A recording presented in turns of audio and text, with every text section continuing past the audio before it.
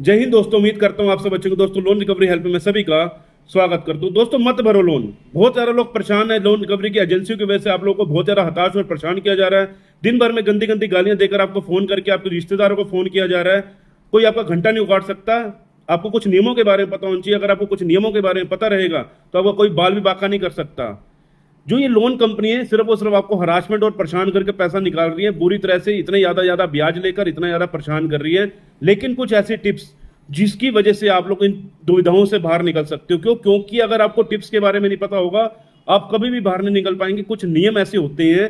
Loan कंपनियां जो है एनबीएफसी जो है एनबीएफसी है वो आरबीआई से रजिस्टर्ड है। आरबीआई की गाइडलाइन देखो कुछ और कहती है, लेकिन ये एनबीएफसी कंपनी गाइडलाइन अपने हिसाब से चलाते हैं। जब वो अपनी गाइडलाइन अपने हिसाब से चला रहे तो आरबीआई के पास बहुत सारी ऐसी ऐसी ऑथोराइजेशन है, बहुत सारी ऐसी जो इनकी वजह से जो कमियां इनके अंदर आ चुकी हैं एनबीएफसी कंपनी में, अब उनको हमने निचोड़ के बाहर करना है। क्योंकि हम नहीं चाहते कोई भी व्यक्ति एक लोन के ट्रैप में फंसकर अपनी आत्मलीला समाप्त कर ले, अपने आप को बहुत ज़्यादा हरासमेंट फील करे। नहीं, ये अब समाप्त होगा, टेंशन लेने की जरूरत नहीं है। अगर चैनल पर पहली बार आए तो चैनल को सब्सक्राइब करने से, वीडियो को लाइक करना और शेयर करना लोगों को जो इसमें बुरी तरह से परेशान है लोन की किस्त ना भर पाने की वजह से। दिन भर में कॉल, दिन भर में मैसेज, उनको शेयर करना, ज़्यादा से ज़्यादा शेयर करना।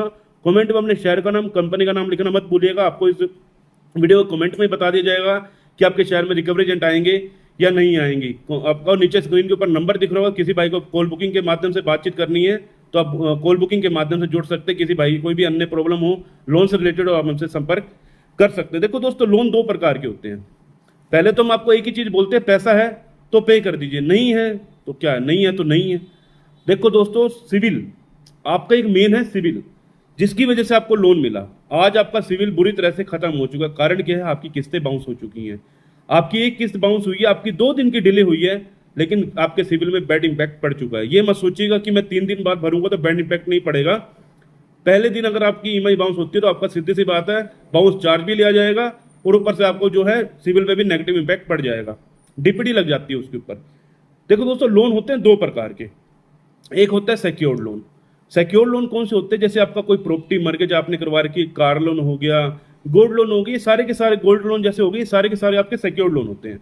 अब सिक्योर्ड लोन में सिर्फ एक 13(2) का नोटिस जारी करके बैंक अपनी चीज की जब्ती कर सकता है। लेकिन अनसिक्योर्ड लोन में क्या जब्ती करेगा? आप लोग इतना ज्यादा परेशान हैं, किस वजह से परेशान हैं कि आपके घर के सामान को अटैच कर लिया जाएगा, आर्बिट्रेशन करके ये कर लिया जाएगा, वो कर लिया जाएगा। आप लोगों को कुछ नियम है पता होने चाहिए।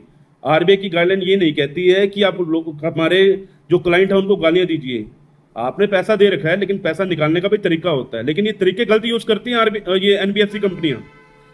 तरीके कैसे कैसे यूज कर रही हैं, आपको दिन भर में 50-100 फोन करिए, 1 करिए 2 करिए, लेकिन ये 50-100 फोन कर रही हैं दिन भर में। आप लोग के अगर मल्टीपल लोन है, आप लोग क्या करते हैं, एक लोन को चुकाने के चक्कर में दूसरा, दूसरे लोन को चुकाने के चक्कर में तीसरा, तीसरे को चुकाने के चक्कर में चौथा, ऐसे करके multiple loan, multiple credit card, multiple paid कंपनियां लोन, जिसकी वजह से आप लोग हो जाते हैं बहुत ज्यादा परेशान। अब मैं करूं तो करूं क्या?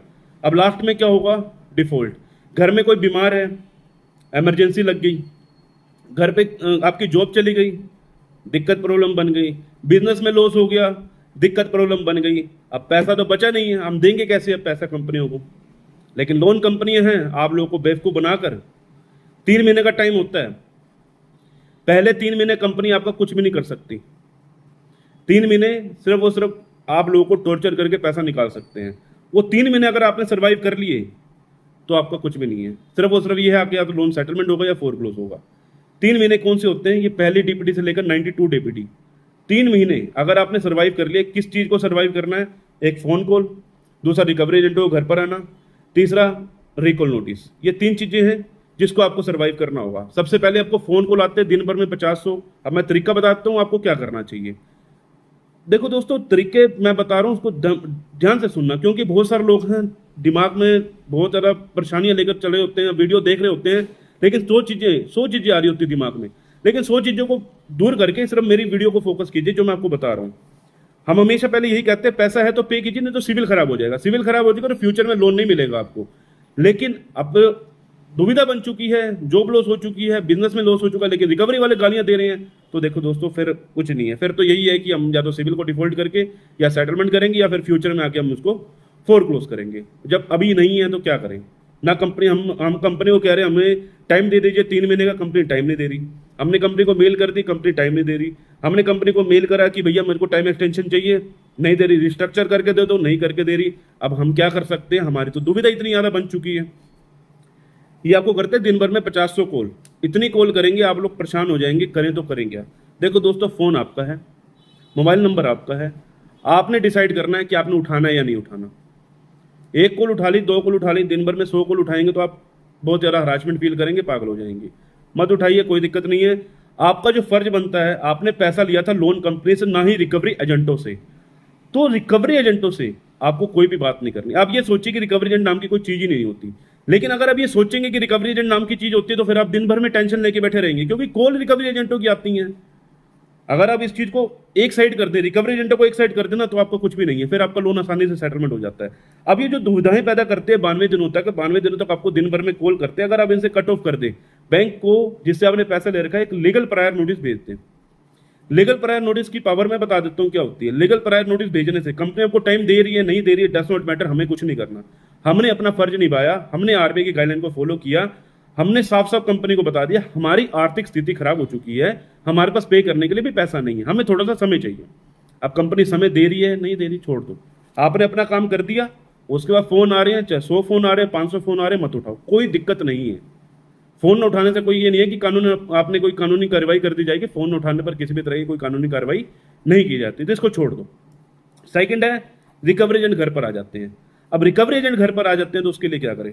लीगल प्रायर नोटिस वहाँ काम आएगा। अब आपकी कोई भी आपके घर पे रिकवरी एजेंट आ रहा है, उनको तुरंत पहले अपनी समस्या बताओ, ये समस्या है, उसके बाद उसको लीगल प्रायर नोटिस दिखाओ।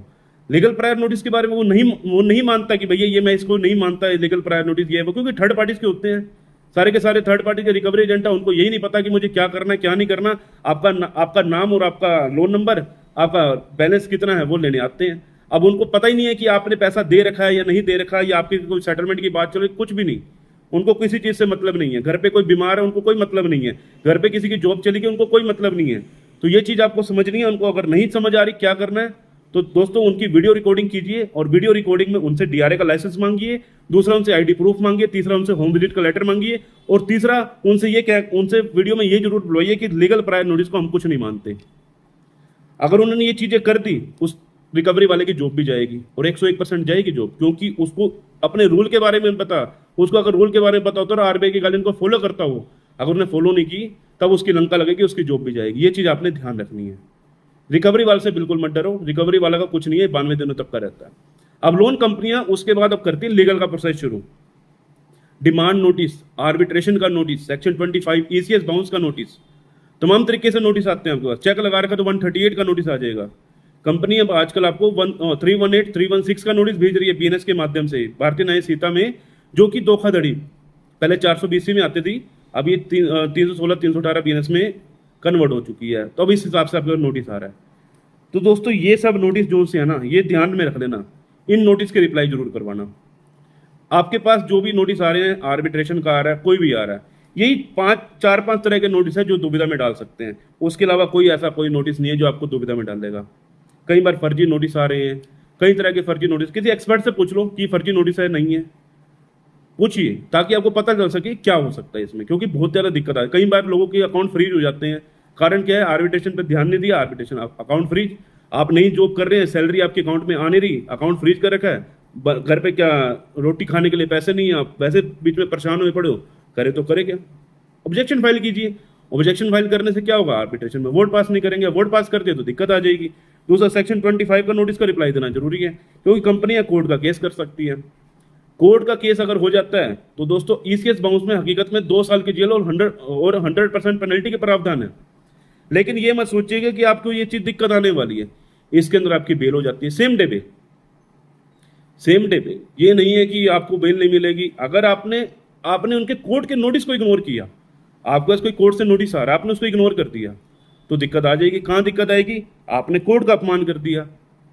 हमें कभी भी कोर्ट का अपमान नहीं करना। वो जज साहब बैठे हैं, जज साहब अपना काम कर रहे हैं, अपने वहाँ पर चेयर पे बैठे हैं, और आप लोगों को एक चीज़ बोल रहे हैं कि आप पैसा क्यों नहीं भर रहे हैं, कुछ भी बातचीत चल रही है, आप वहाँ पर जा ही नहीं रहे हैं।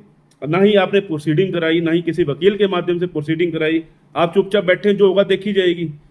जो होगा देखी जाएगी में, फिर आपके साथ दिक्कत आती है। आपको ये चीज हमेशा ध्यान रखनी है, नोटिस को इग्नोर मत करो, क्योंकि नोटिस ही हैं जो आपको दुविधा में डाल सकते हैं। आर्बिट्रेशन का नोटिस आ रहा है, ऑब्जेक्शन लगवाइए। सेक्शन 25 का नोटिस आ रहा है, ऑब्जेक्शन लगवाइए और रिप्लाई करवाइए। 138 चेक बाउंस का नोटिस आ रहा है, उसका रिप्लाई कराइए। 316 318 का नोटिस आ रहा है, उसका रिप्लाई कराइए। कोर्ट से सम्मन आ रहा है, किसी वकील को पकड़ लीजिए, वकील को पकड़ के उससे या तो उसमें प्रोसीडिंग कराइए, या तो बेल लगवा करा जाइए, या फिर आगे आने वाले समय पर ये मत सोचिएगा कि अब अगर केस हो गया तो आपको तुरंत जेल हो जाएगी। नहीं, कुछ भी नहीं होगा। आप लोग लोन की सेटलमेंट करा सकते हो, उसी समय ऑन द स्पॉट सेटलमेंट हो जाएगी। आपको सेटलमेंट करानी है, फोरक्लोज करानी है, कुछ भी कराना है, आपका अगर नॉन अवेलेबल वारंट पे ही पड़ा ना, तब भी सेटलमेंट हो जाती है। तो ये मैं सोच रहा हूँ उनको पैसा चाहिए, लेकिन कोर्ट का अपमान कभी मत करना। जहां आपने कोर्ट का अपमान कर दिया, वहां फिर आपकी लंका लग जाएगी, फिर आप सोचेंगे ना जाने मेरे साथ क्या हो गया। तो ये चीज आपको ध्यान में रखनी है। वीडियो मैं बना देता हूँ आप लोगों के लिए, आप लोगों को अवेयर करने के लिए। पता होना चाहिए कि आरबीआई की गाइडलाइन हमेशा यही कहती है, पैसा है तो आप दे रहे थे, कोई दिक्कत वाली बात नहीं है, लेकिन कोई भी लोन कंपनी आपको गाली गलौज करके पैसा नहीं ले सकती। सवेरे 8 बजे से लेकर शाम को 7 बजे तक रिकवरी एजेंट आपके घर पर नहीं उसके बाद कोई रिकवरी वाला घर नहीं आ सकता शाम को 7 बजे के बाद। सवेरे 8 बजे से पहले, और ना ही वो फोन कॉल कर सकते इस टाइम पे। आपका जो टाइमिंग रहती है सवेरे 8 बजे से लेकर शाम को 7 बजे तक की, इसके अलावा कोई ऐसी टाइम नहीं है। रात को 10 बजे फोन कर रहे हैं, कंप्लेंट कर दो, कंप्लेंट कीजिए। अगर ये कंप्लेंट ना माने, आरबीआई को टैग कर दीजिए, ट्वीट कर दीजिए। वहां से अगर रिवॉर्ड मिलेगा आपको, वहां से रिवॉर्ड नहीं मिला, आरबीआई की ऑफिशियल जो सी वेबसाइट है उस पर कंप्लेंट कर दीजिए, रिवॉर्ड मिलेगा आपको। कई कई कंपनियों से कई कई लोगों ने मुआवजे तक ले रखे हैं। मुआवजे लेने किस प्रकार हैं? देखो दोस्तों, मुआवजा मिल जाता है जब आपके साथ हरासमेंट की गई है, आप लोगों को परेशान किया गया है। रिकवरी एजेंटों का काम है आप लोगों को पैसा निकाल, क्योंकि लोन कंपनी कहती है भैया हमने कुछ दे तो रखा नहीं, आप करे तो करे क्या, पैसा तो निकालना है। अब पैसा निकालने के थर्ड पार्टीज का इस्तेमाल करते हैं। अब जो थर्ड पार्टीज हैं, अब उनका तो फिर देखो सारा लेखा जोखा आपको मैंने समझा ही दिया। तो डरना नहीं है, पैसा है तो पे कर दीजिए, नहीं है तो वेट कर लीजिए। जैसे पैसा आए या फोरक्लोज कर लीजिए या सेटलमेंट कर दीजिए। लेकिन ये इस बीच की जो सी दीवार है ना, ये रिकवरी वालों की, ये सारी की सारी फर्जी हैं, इनको ध्यान रखना। रिकवरी एजेंट कुछ नहीं कर सकते आपका। रिकवरी एजेंट से डरना बंद करो।